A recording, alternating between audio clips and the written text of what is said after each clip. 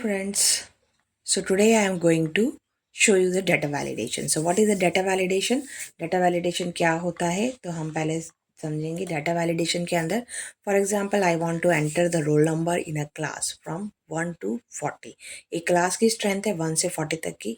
So you want only roll number up to 1 to 40.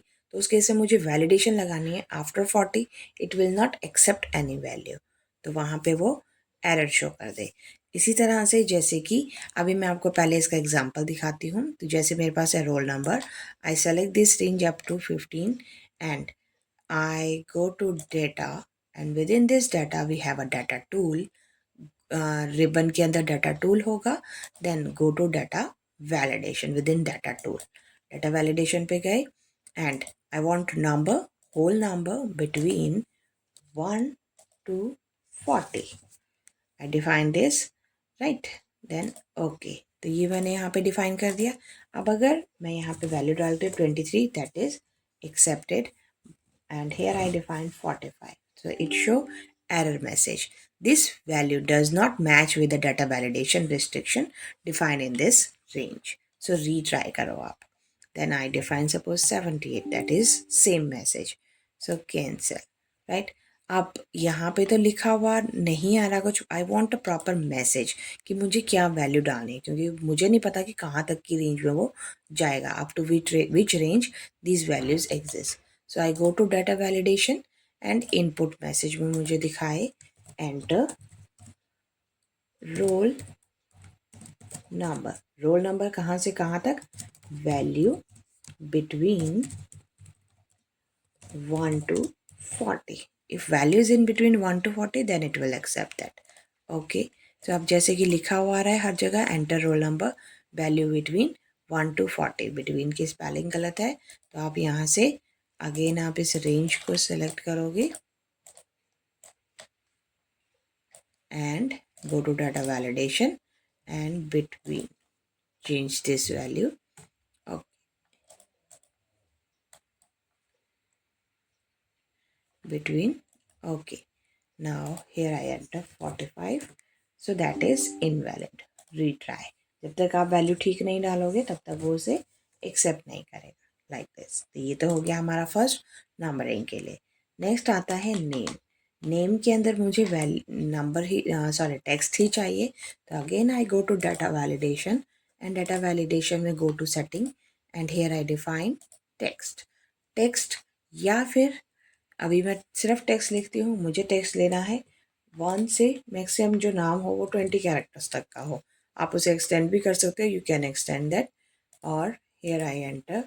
Input message मुझे नहीं देना है. गलत होगा तो स्टॉप कर दे और शो करे इनकरेक्ट नेम. एंटर नेम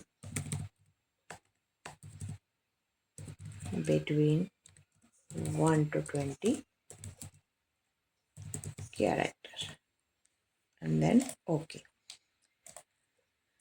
मैंने डाला.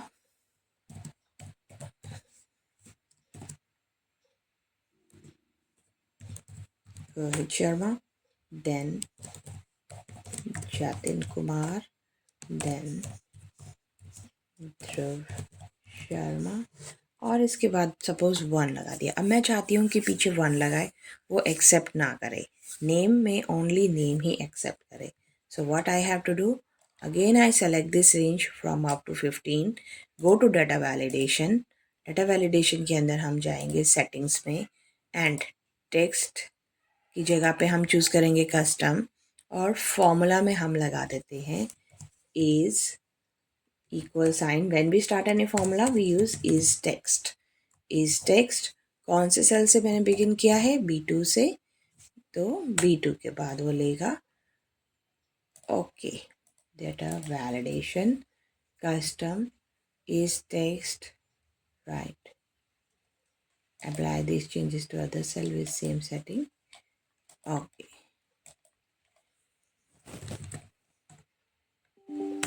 राइट. तो लाइक दिस. हम यहाँ पे मैंने डाला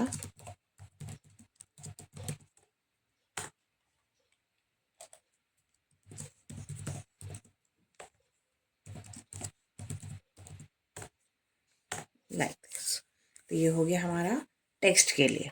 then next one is attendance.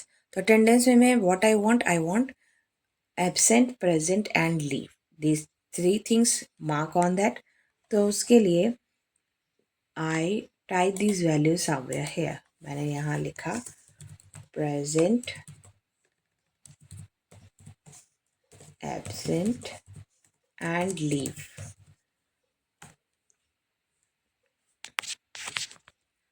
Attendance में present, absent and leave.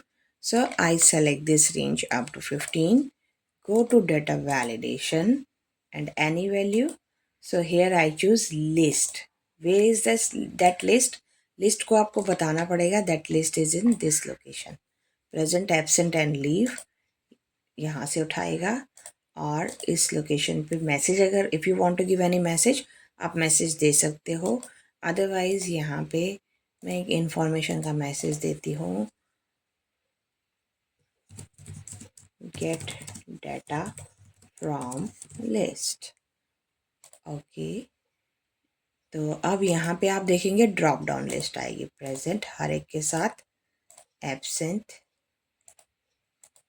Present, leave, like this. Okay, तो ये हो गया हमारा डाटा वैलिडेशन. अब इसके अलावा अगर आप कोई और वैल्यूज़ डालते हो तो वो यहाँ पे this value does not match with the validation restriction. अगर आप इसे लेना चाहते हो तो अभी हमने इसे रिटेन किया. I will tell you what we have to do. Then next one is marks. और मार्क्स में again I select 1 to 15 and go to data validation, and within this here I select whole number between 1 to 100. maximum marks from 1 to 100 हो सकता है, right? or otherwise you can define from 0 to 100.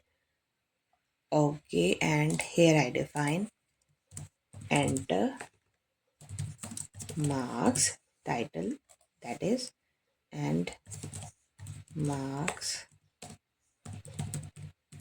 between 0 to 100. and error alert में I define warning, incorrect data, invalid value, correct it. Any message we can give? Okay, input information आपके पास आ गई, enter marks between 0 to 100. So suppose I define 101, incorrect value, correct it. और आप इसी से continue करना चाहते हो, suppose I define yes, I show you after this. Then 67.89 whole number, incorrect value. Okay, decimal को भी accept नहीं कर रहा है because I accept the whole number. Now here कुछ इसमें incorrect values भी हैं. Now within this data validation I select this range. Here I define few more information.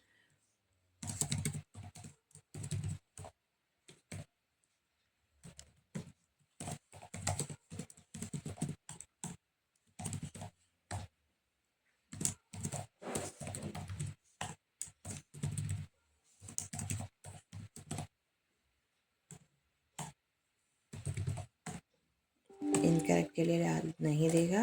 और okay, retry.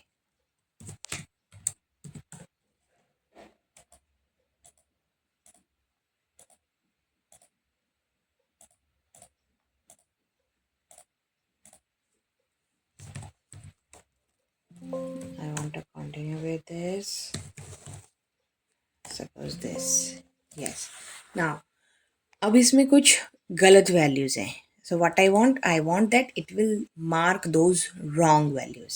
So go to data validation, circle invalid data. It will automatically mark the invalid values. तो जो values गलत हैं वो ये यहाँ पे mark कर देगा. So अब इसको आपको clear करना है suppose. So what you have to do, select this range and clear validation circles.